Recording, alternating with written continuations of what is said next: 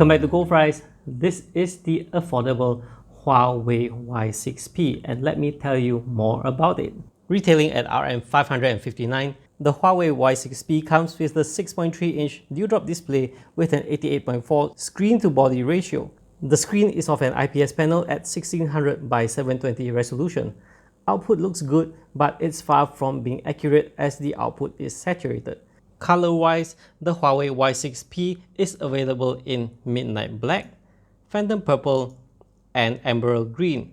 As you can see here, mine is the midnight black version. The Y6p uses a MediaTek Helio P22 CPU and a PowerVR GE8320 GPU. Basically, it's not something powerful, but it is efficient. Games like Genshin Impact won't install, while Asphalt 9 runs, but with a bit of stutter here and there. The Y6p has a very large capacity 5000 mAh battery. Running a game like Asphalt 9 for 10 minutes with full volume and brightness, it draws only 4%, so this means you get to game for at least 4 hours on a single charge. The Y6p's battery gets 5% charge after 10 minutes. The percentage seems small until you factor in that it is a 5000 mAh battery, so that's actually pretty good.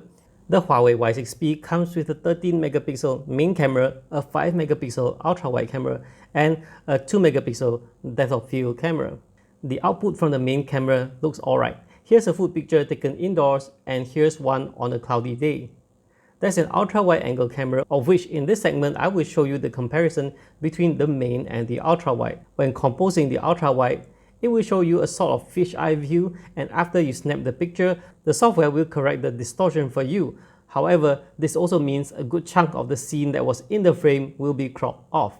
As for the depth of field camera, to what I understand, it's used for the aperture function in the camera software, and the output is as what it is expected from all those depth of field features in camera apps. And for those of you who are doing vlogging, here is what it looks like.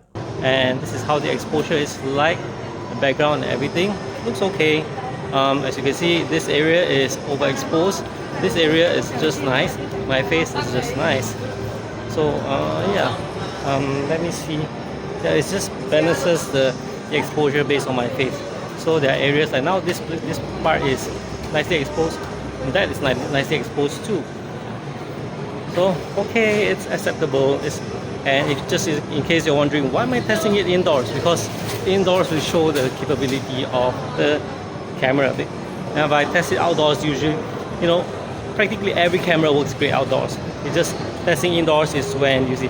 And now my eyes go on looking at this side because I'm looking at the frame. Actually, I should be looking at the camera, which is over here.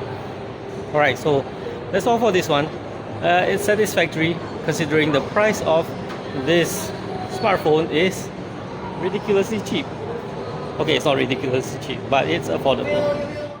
Audio-wise, the speaker in terms of output quality is pretty much like any other smartphone. However, in terms of volume, the Y6p can go really loud. The Y6p also has an audio jack, of which I think is great, but it's just too bad that in 2020 it's still using micro USB for charging. Button placement for the Y6p is good and comfortable to reach. The Huawei Y6p supports up to 2 nano SIM and has a micro SD card slot in case you find the storage insufficient. But it actually is sufficient, at least for my usage, seeing that it has 64 GB of storage and 4 GB of memory. Alright, so we come to the end of this review. The Huawei Y6p is a nice phone. Too bad there's the lack of the Google's mobile services, so it's getting a silver badge from me. That's all for now. Thank you for watching, guys, and I'll see you in the next one. Do remember to subscribe to my channel if you haven't. Bye bye.